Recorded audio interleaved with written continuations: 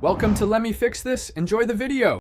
In this video, I will explain how to recharge AC in your Subaru Crosstrek. First, find the low pressure port under the hood. Next, connect your AC recharge kit firmly. Then, start your engine and set the air conditioning to its coldest setting with the fan on high.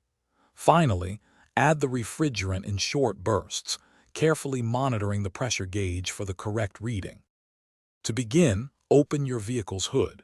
You'll see two air conditioning lines. One is larger in diameter, and that's the low-pressure side. This line typically runs on the passenger side of the engine bay. The low-pressure port will have a cap clearly marked with the letter L. Always make sure your engine is off when you're looking for this port. Now, let's connect the recharge kit. First, give your refrigerant can a good shake. Then, firmly attach the quick connect fitting from your kit onto the low-pressure port you just located. Listen for a click to confirm it's securely in place.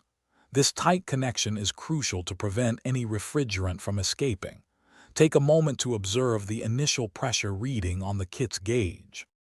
With the kit connected, start your engine and turn the air conditioning to its maximum cold setting with the fan on high. Now, gently squeeze the trigger on the refrigerant can in short bursts, about 10 seconds each. Between bursts, check the pressure gauge. Continue until the needle rests within the recommended green zone. Remember, it's important not to overfill the system. Thanks for watching. If you found this helpful, don't forget to like and subscribe.